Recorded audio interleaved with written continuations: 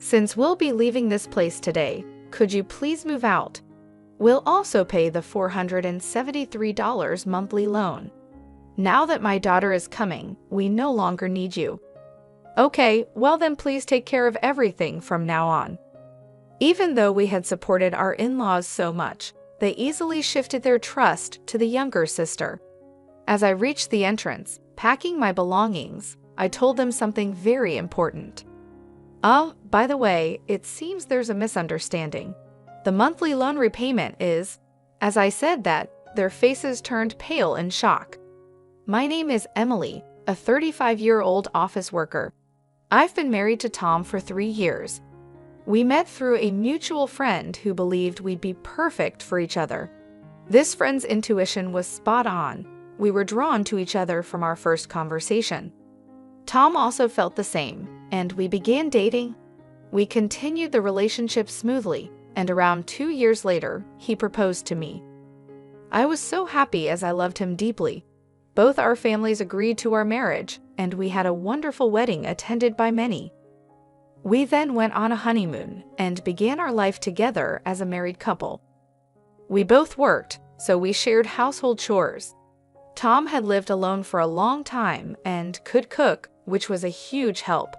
Even when I was late from work, Tom helped me and started cooking so we could have dinner soon after.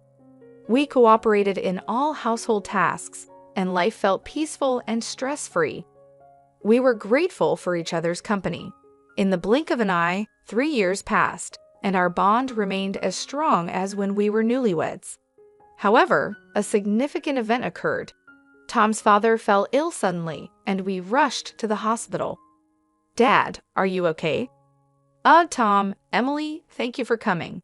Sorry for causing you concern. It seems I overexerted myself. He had been a workaholic, often working long hours, and as he aged, the stress of those years took a toll on him. For now, I'll undergo some tests and wait for the results. I see. Tom and I were anxious, but more than that, my mother-in-law was quite upset. For the mother-in-law who had always supported her husband as a housewife, it was understandable that she was upset when her partner, the mainstay of the family, was suddenly in mortal danger. Mother-in-law, are you all right? Yes, somehow. We cared deeply for both of them and began visiting them more frequently, trying to be as supportive as possible. After a week, the father-in-law's test results came out. Although he was released from the hospital, there were concerns about a recurrence. Realizing that they might not handle another emergency, Tom proposed something. Hey, what if we live together with my parents? The proposal was expected. If my parents were in the same situation, I'd want to live with them too. Of course, I'm okay with that. Let's discuss it with them right away, I said. Thank you, Emily, Tom replied. We quickly presented the idea to our in-laws. Live together? We want to be a burden, said my mother-in-law, wiping away her tears. It's not a bother at all. Emily and I are worried about both of you, I reassured them. Thank you, both of you. Music. Our in-laws, teary-eyed, gratefully accepted. They must have been quite anxious. We promptly moved in with them. My mother-in-law, knowing that both of us worked, took the lead in the household chores. Thanks to her, we could focus on our jobs. The father-in-law retired early and spent his days resting at home, which improved his health. We all got along wonderfully without any issues, and life was joyous. However, our in-laws made a certain proposal. I've been thinking about this for a while. How would you feel about building a new 2-family house? My father-in-law said. Huh? It's a bit small for 4 adults to live in this house. And if Tom and Emily have children in the future, it'll be even smaller. Considering the future, I've been thinking of building a bigger house where we can live comfortably for the rest of our lives. However, it's not something we can afford with just my savings. We will need to discuss and decide together. Tom and I were surprised by the proposal, but we thought it wasn't a bad idea. While the current in-laws' house isn't too small, it's not particularly spacious or comfortable either. Leaving here long-term might lead to stress building up between us. Perhaps buying a new house where everyone can live comfortably is a good idea. After discussing with Tom for a while, we decided to go along with the father-in-law's proposal. Subsequently, the four of us went to real estate agencies to look at various properties. We considered making it barrier-free for our in-laws and ensuring there are plenty of rooms if children come along. Ideally, it should be in a safe area close to both a hospital and a train station and have easy access to grocery stores. Given everyone's requirements, it seemed like it might be pricey. However, if we're going to live here for the rest of our lives, we don't want to compromise too much. Each family member shared the same sentiment, so fueled by determination, we decided to build our dream house, no matter the cost. After some time, our new home was finally completed. The exterior and interior were both new and beautiful, and just gazing upon it filled our hearts with joy. This is really amazing. I can't be sick anymore. I want to stay healthy and live here for as long as possible, my mother-in-law said. The in-laws seemed pleased, and my husband and I were equally excited. This is the house that will be with us for our entire lives. When we have kids, I want to play catch in the garden and have barbecues, I exclaimed. That sounds great. Let's make lots of family memories here, my husband added. We were overflowing with excitement and joy. Living in the house turned out to be truly comfortable, and it felt like the pinnacle of happiness. Being in a comfortable home made me even more enthusiastic about my work. Subsequently, my work went very smoothly. Both my public and private lives were fulfilling, and I genuinely felt grateful for buying this house. The months passed in the blink of an eye, and 2 years had passed in this house. We continued to have a good relationship with our in-laws as always, and we believed that the days ahead would be filled with happiness. However, at least this place for life in our new home, something unexpected happened. It was when my sister-in-law and her husband visited our new house. While this really is a nice house, it's not fair that only you guys get to live here, she said. What are you talking about? We discussed and decided to buy this house with our parents, I replied. But I can't help but feel envious. When we were still living in a cheap winter, it feels like you're living beyond your means, she retorted. My sister-in-law often visited our house during holidays and always expressed her envy. Every time she would accuse us of being unfair. We've been paying the mortgage for this house, and it's quite a hefty amount every month.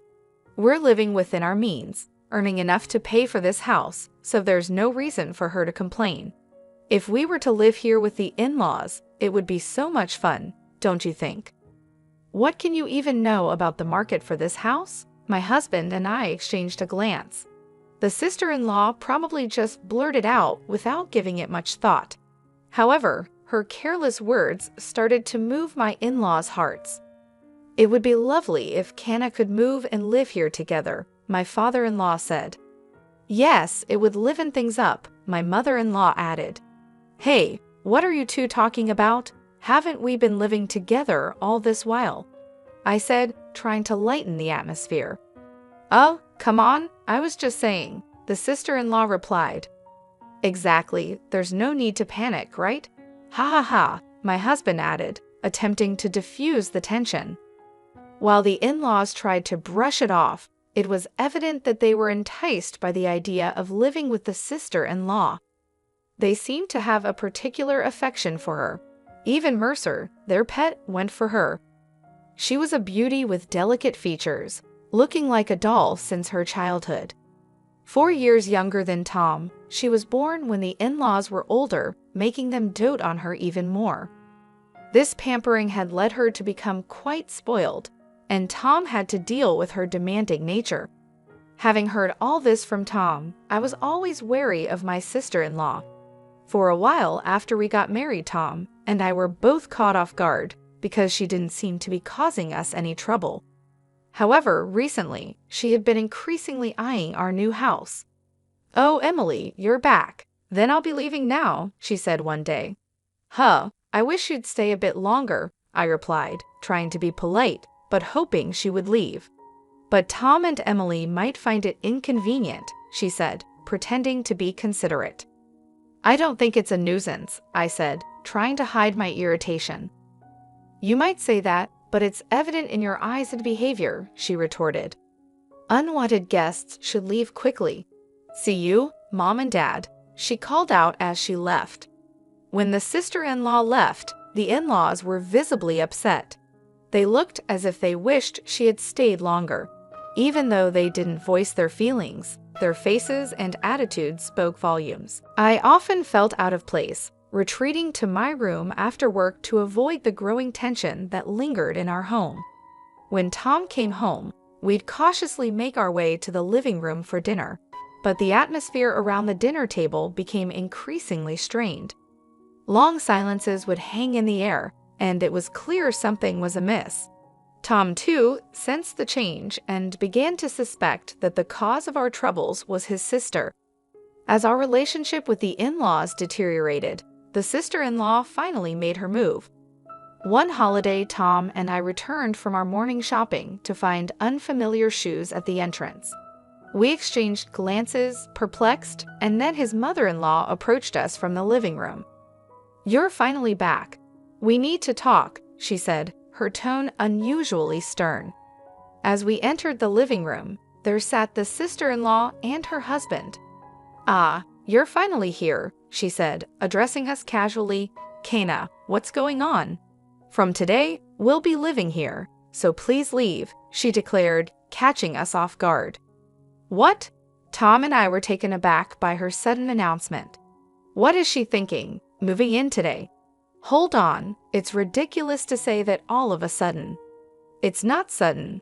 We've discussed this with Mom and Dad for a long time, she responded confidently. Kai and I will take care of everyone. I'll handle the housework and even care for you when needed. Please rely on us, Mom and Dad. With our daughter here, we don't need you anymore. A daughter-in-law who doesn't do housework or have children is no match for Kana. I was deeply hurt by their words. Seeing my shocked face, the sister-in-law smirked. We'll pay the $473 monthly loan, okay, she said, as if it would make everything all right. Huh? $473? I stammered, unable to believe what I was hearing. It's a great deal to live in such a nice house for that. Tom and I exchanged dumbfounded glances. It became clear that the in-laws were already planning to kick us out. After such treatment, we couldn't continue living there. Is that so? I managed to say.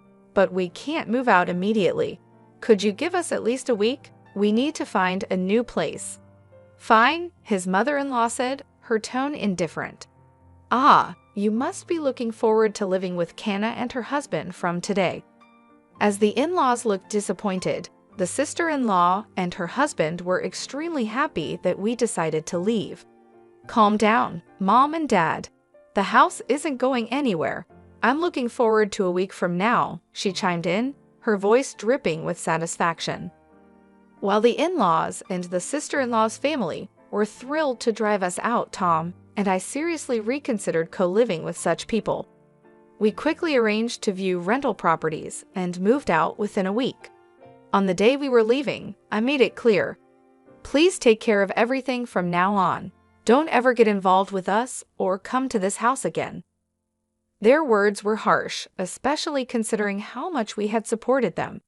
Yet now we could finally live comfortably with Mom and Dad in our new home. It felt like a dream. As I gathered our belongings and approached the entrance, I shared an important piece of information. Oh, by the way, it seems there's a misunderstanding about the monthly mortgage payments. It's $1,825 every month, okay? Make sure you understand that. What? They exclaimed in shock, their faces turning pale all at once. Hold on a second, isn't the loan just $473 a month? They protested. You misunderstood, didn't you? This house is under our father's name, so the loan is contractually agreed to be paid off through a debit from Dad's account. Emily and I were planning to live in this house for the rest of our lives, so we told him he wouldn't have to pay. We were bearing all the costs. So I was transferring $473, and Emily was transferring $1,352 to our father's account every month. It turned out father had only remembered the monthly transfers into his account. Moreover, Emily and I split the living expenses equally. Our parents probably never thoroughly checked the costs and assumed it wasn't a significant amount. What? No way. We can't pay $1,825 a month. We can't even cover the living expenses on top of that. How can Emily afford to contribute so much? Tom exclaimed. I don't know how you perceive me, but I'm a department head at a major corporation. I earn quite a lot, I interjected. What? Emily earns much more than I do, Tom said, explaining to the in-laws. The in-laws looked shocked. Well, we've decided to cut ties with you, so it's up to you to support our parents from now on, father said firmly. No way, Emily, Tom, wait. We were wrong. Let's live peacefully together like before, okay, mother pleaded. What, Mom and Dad, are you planning to abandon us? You guys can repay the loan, can't you? If that's the case, shouldn't you live with those who can? I argued. That's not fair. Dad told me the loan was only about $473. That's why we came here. We've already canceled our previous house, the sister-in-law protested. That's not my problem. Isn't this mess because you wanted to move in with us in the first place? Tom said. Right, your husband earns very little, doesn't he? But you always said family was more important than money and pampered me. When our livelihood is at stake, all of that doesn't matter, I added, pointing out their hypocrisy. The quarrel between the in-laws and the sister-in-law was unbearable to watch. Well, we're leaving, I declared, and with that Tom and I left the house and moved into our rented room. Despite numerous messages from the in-laws, we ignored them all. According to our neighbors, the in-laws and the sister-in-law's family had no choice but to live together. However, they couldn't pay the loan and eventually had to let go of the house. When they sold the house, a considerable debt remained. Even after using the father-in-law's early retirement benefits for repayment, they still fell short. Eventually, they had to settle for a small apartment and work multiple jobs to repay their debt. Apparently, the sister-in-law's husband didn't want the burden to fall on him, so he ran away. If only the in-laws had continued living peacefully with us, they wouldn't have faced these hardships. But again, it's none of our concern now. On the other hand, Tom and I found our rented apartment much cozier than anticipated. We planned to stay here for a while and save money. We lived happily, watching our savings grow at an incredible rate. We believed it was essential to save as much as we could for the future while enjoying occasional luxuries. Our aim was a happy life together in the years to come.